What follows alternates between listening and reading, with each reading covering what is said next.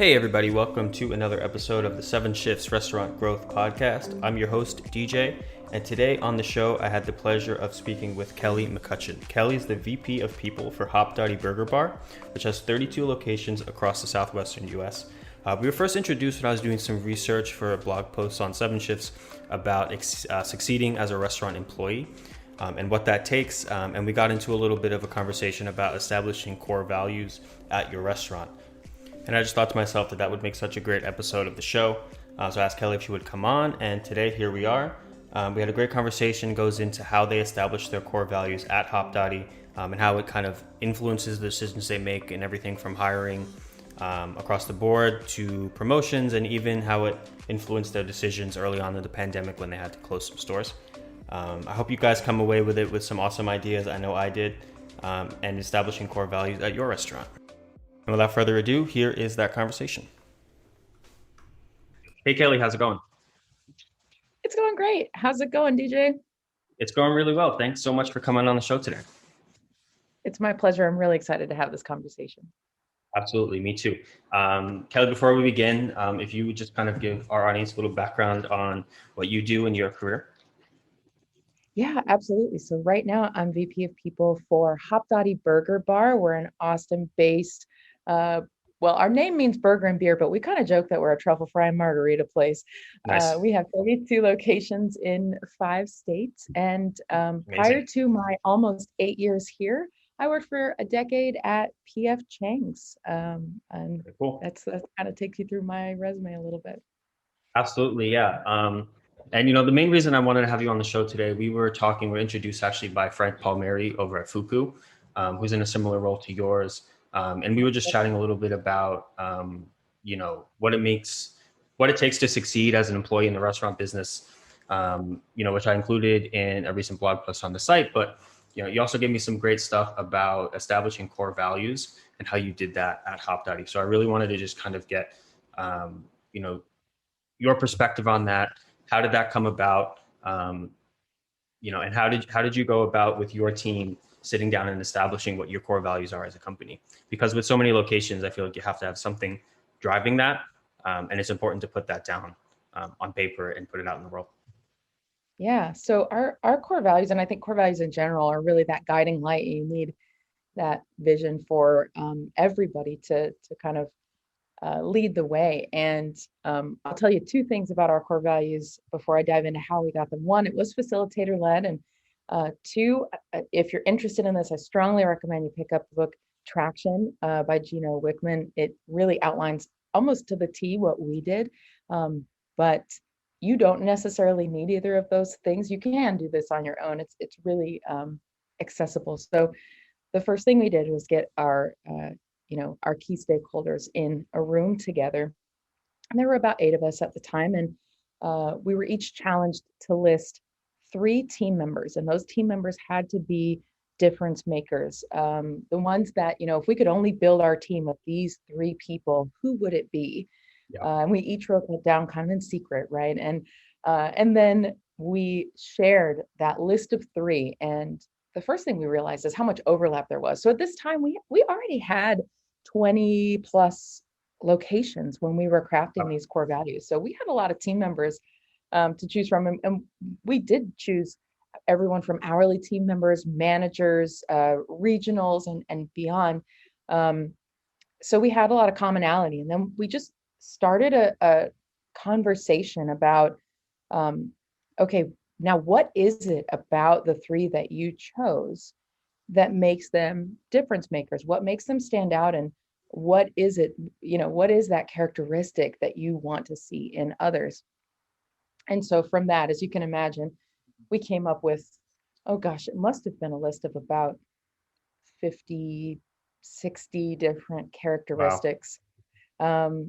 And you started to notice the similarities. So one thing our facilitator did that I thought was really cool is they didn't write the each characteristic in a list. As we named things, they started grouping them together, and I saw what they were doing. And you could do that in 1 step or 2, right? You list everything and then you go, okay, well, goodness, caring and like given a bleep.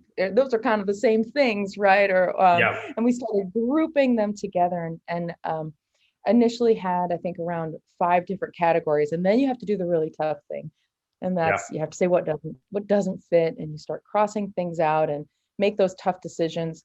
And you kind of come up with things that you're like, okay, this feels right, but maybe it doesn't sound right, and you have to be okay Yeah. with that. Um, and so from that, you let it marinate and you let it sit, and then you return to it, and start to wordsmith it. And ultimately, that's how we came up with our 4 core values, which are be open minded, have the Mhm. hunger, raise the burger bar, and do right. And I'll tell you just a couple of things about those. First of all, less is Yeah. Of more, right? If you can really course. narrow down to between 3 and 7 things that make your company unique, the better. And then the second thing is you'll notice they're action oriented. They don't have to be, but that was really important to us to give Yeah. us direction. It's not just about who we are, but what we do. So I'll pause there. That's kind of a front loading a lot of information, Yeah. but that's what we did, and it was an amazing and incredible experience. Absolutely. Were there any that didn't make the cut? Like you had to like argue over them, or like I really want this to be one, but maybe some other stakeholders weren't as keen on it, or you found out that maybe it was something that you wished was true, but didn't Mhm. accurately really represent the company.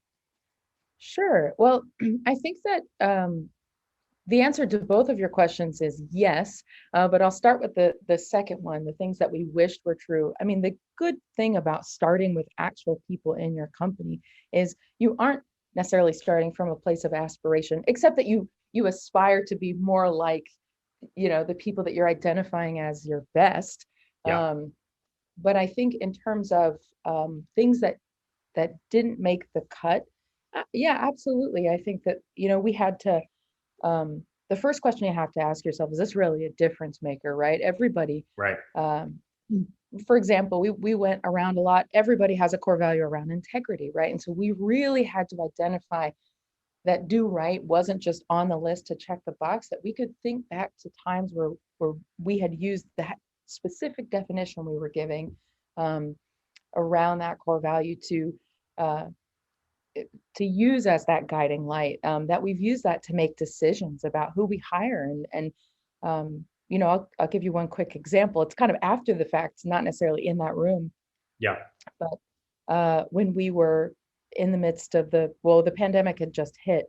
Sorry, this podcast isn't going to come up without the pandemic's not No, going to we were come up. talking about that for a long time. But when we were sitting in a room trying to figure out what to do with all of our restaurants that had closed, fortunately, temporarily, um, with our team members, we really talked about do right and the decision to furlough people and allow them to keep their benefits and help with those premiums and things like that, because we felt like even though that was um, a weight for us to continue to carry, it was really important that we had that tether to invite the team members back as soon as Yeah. possible. So do right was at the forefront of a lot of those really tough COVID decisions that we had to make. Yeah, absolutely. You have to kind of walk the walk, if you will. You say we're hired for these kind of people, but we also have to act that way when push comes to shove. We have to live those values as well in choosing and making those hard decisions. I love that. It comes up every day. We talk Yeah. about, there's not a day that goes by that I don't say one of our core values at least. Yeah, Um, that's kind of what my next question was. How do they influence kind of the day to day, and how are they represented, I suppose? Maybe we'll start with like the hiring process. Are they in your job description? Yeah. So they are not necessarily spelled out in the job description, and but there are hints at them, and I'll tell you why. Mhm. Because people read your job description, and we don't Yeah. necessarily, we want to look for that authenticity, right? So you don't necessarily want somebody to go into the interview. You know when somebody's read your website and Yeah. they're gonna, I would do it. I think it's smart, but at the same time, Right. those are kind of like uh, the things that we protect, that we look for, that are on the inside. And so what we Right. do is uh, our interview guide is comprised of a couple of initial questions, but there are 8 questions. There's 2 questions about be open-minded. There's 2 questions about have the hunger. There's 2 questions about do right. And there's 2 questions about raise the burger bar. Yep. And everybody goes through 2 interviews. And the first interview asks the first question and the second interview asks the second question. So we're really scanning for, Yeah. does this person have that kind of, that fit and that ad that we're looking for? Yeah. And naturally, without like having, like you mentioned, read the job description, it's like, okay, I'm gonna like, come up with my best spiel here to fit this because I really want this. I guess looking for it inherently and making sure they're not, cheating on the test, if you will. It's been incredible since implementing that. How I was just having a conversation yesterday about it, about an interview, and really they give you the answer. That's what's great when you're faced with tough decisions like who do we add to our team, and you have Right. something like core values, you know the answer already. You ask yourself, does this person have the hunger? And what's awesome about that, I like to say that, um, I think hiring for cultural fit is getting a bit of a bad rap right now, and for a good reason, right? We're Yeah. a lot of companies, Hopdoddy included, really focused on diversity and inclusion. And to me, core values are the inclusion of diversity and inclusion. They're those things that everybody should have in common when Yeah. everything else can be different. And everything else really should. You want that diversity of thought, but Of everybody course. should have hunger, right? At Yeah. Hopdoddy, everyone should be open-minded. We're a company that changes a lot of things a lot of the time because we're always looking for what's better, and that kind of links to raising the burger bar, being our own best example. And so anyway, that those are the things I think that are the table stakes. And just to briefly go back to your other question, Yeah. that was a part of the core value conversations and the tough calls. A lot of the things we listed, we said, well, but, why do we love this person? Well, they show up on time. Well, that's a table stake, right? On time is Right. not going to be a core A core value. And so value. Yeah. you have to kind of wade through some of those table stakes as well. Absolutely. You don't want it to be just kind of like, yeah, table stakes, like you said. Um, if I guess if Can't you're a have every restaurant, do you think every restaurant should have different core values? Absolutely. Every concept really, I mean, there's going to be some overlap, right? But find your own Right. words. Yeah. I love Zappo's core value of do more with less. I use that a lot in my personal life, but we're not going to adopt that and slap that onto Hopdoddy and say, oh, we do that too, Right. right? We have to find Right. our own way. Yeah. I mean, that's a shoe company. So it's like they're a shoe retailer. Mm. So I don't think that, of course you can be inspired, but I think just straight lifting them you're probably going to wind up finding that it doesn't in the end fit what you wanted anyway. That's right. It's not Yeah. genuinely, authentically ours.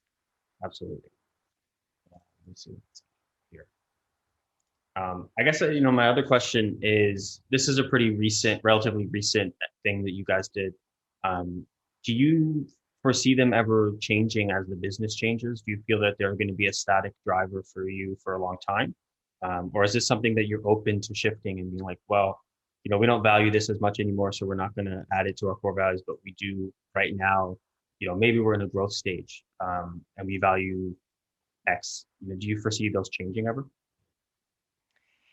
That's a great question. And it's interesting because we're almost an 11-year brand. We were, about 5 or 6, I think, when we came up with our core values. So it's Wow. been a couple of years.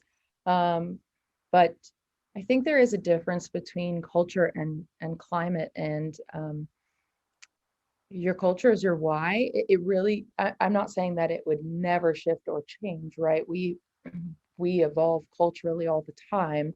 Yeah. So you have to be open to that, but I think that they would be the last things to go. There's Yeah. climate can change, and because they're your why, your what can change, right? Yeah. Simon Sinek has the TED Talk on that very subject, but Of course. I think that your core values should be that true north for you. And if you're constantly, hiring, making decisions based on your core values, using them to guide you, you're kind of always moving closer towards them, not necessarily evolving further away. So I think on the majority, my answer would be no, but you do have to be open to there's obviously times where, yes, you may need to go through that process again and see if it still holds true, right? Yeah, absolutely. Um, yeah, I think kind of my last real question here, um, or actually, I do have actually have two, but the first one is, other than, the tough decisions to make those furloughs and, when the pandemic first hit, can you think of maybe another recent business decision, not necessarily hiring, that you went to those core values to help make that decision? Well, as someone who oversees people, I use them a lot for Of course. um, for hiring, but I would also say, um, you know, uh, I'll give you two examples of how we put our money where our mouth is, so to speak. So the Sure. first one is, it's not recent, but this is how we rolled them out, right? It's really important that once you have those core values, that you allow them to marinate for a little bit, like incubate, let them sit. I would almost not touch them for a couple of weeks and then return to them and see how they feel, because they're gonna, to our previous question, they're gonna last a very long time. So it's really Yep. important that you give them a couple of weeks to age and see how Absolutely. you feel. Yeah. So once that happens, though, then you have to go through the process of rolling it out to your team. And we have quarterly all hands calls with our entire team, virtually, of course. And that's where we introduced these core values. And we incorporated them in our training materials, and we started training them and did train the trainers and things like that. But we went around and did town halls in our restaurants. And each time our CEO, Jeff, took a $20 bill out of his pocket and he said, okay, who can name the four core values? He like literally Yeah. put his money where his mouth is. So, but fast forwarding right now, I know that this is kind of a hiring decision, but I think when they're integrated into every decision, it's kind of hard to come up with just a single Of example. course. Yep. But right now we have 47 of our managers were once team members for us. So that's about 50% Wow. of our team. We have 3 GMs who've gone through our TM to GM program, and I can really attribute that to our core value of have the hunger, right? We Right. look for people who want to grow, and when you're a growing company, it's helpful to draw people in who want to grow alongside you and help you establish that pipeline and be more and do more. And so um, that has really helped us identify very early on. We in the application, we say, are you interested in leadership? And in Wow. our certification, so someone goes through 3 days of training as a new team member. In that certification, we say, what's next for you? They're 3 days into working at Hopdoddy, and we say, what's next for you? And a lot of people say, I want to be a trainer. I love my Yeah. training experience. I want to be a lead. I want to be a general manager. And so we're already putting them on the path because we've identified that hunger in themselves to learn more. So hopefully that's a good example for you. It's still kind of Yeah, absolutely. hiring internally, but it helps. It really helps. Once the hire is made. Yeah, absolutely. And just putting them on that path right from the beginning, not waiting and maybe they're thinking to themselves, man, I really want to be a trainer, but they're not saying it, or it's not being recognized. And then, some time goes by and like, I'm not getting what I want out of this, and then they may wind up leaving. So it's Yeah, that amazing that question you. unasked, so to speak, right? We don't want to have that question unasked. Yeah, absolutely. And I guess my last question is really, if I'm a restaurant owner, maybe I have just one restaurant, or maybe I have a bunch of different concepts or multiple locations of a concept. But I want to go down and I want to start doing this and come up with my core values. What's something you wish you knew going into the process that you know now Mm. that like maybe would have helped make it easier or made it, faster even? Um, Yeah, well, the first thing that comes to mind is the parable or the saying, the best time to plant a tree is 30 years ago, yeah, but the second best time is now. I truly wish, I think we would have come up with the same core values had we done the exercise. When I started with the company, we had 3 restaurants, and yeah, um, I I think we could have come up with the same um, core values then that we did several years later. So a lot of times people want to prioritize, you know, um, tackling issues or coming up with the metrics and so on. And I think that starting with those core values, which many of you may be thinking, well, best time was 20 years ago. Okay, but the second best time is now, So Yeah, my absolutely. kind of wish and advice is you can do it now. And I would just throw one other book out there, especially for those restaurateurs that are starting with that one restaurant or have that one restaurant. There's a great book, new book by Brant Menswar called Black Sheep. And it's about cultivating your own personal values. And I think about, if you're a restaurateur with one restaurant, there's really going to be a similarity between your core values and the restaurants, right? It takes on the Yeah, of personality of the person who's in there every day. And so course. I strongly recommend picking up that book. It's amazing. Excellent. Well, I think that's all the time we have for today. But Kelly, thank you so much for coming on the show. I think this is going to be great just a great resource for restaurant owners and managers to come up with core values for their own teams. Awesome. Well, it was my pleasure. I really appreciate you setting this up, and y'all are welcome to connect with me on LinkedIn. If you have any other questions, I'm happy to pick up the conversation. Absolutely. And before we go, where can people find you and Hopdoddy as well? Yeah, just check out hopdoddy.com Cool. for our locations. We're mostly in Texas, but we're in California, Arizona, Colorado, and Tennessee. So check Wonderful. us out. Burger you've ever had. And you can find me on LinkedIn, Kelly McCutcheon. Awesome. Thanks, Kelly. Thank you. Thanks again for listening to this episode of the 7 Shifts Restaurant Management and Growth Podcast. For more great content, you can check out our blog at 7shifts.com/blog.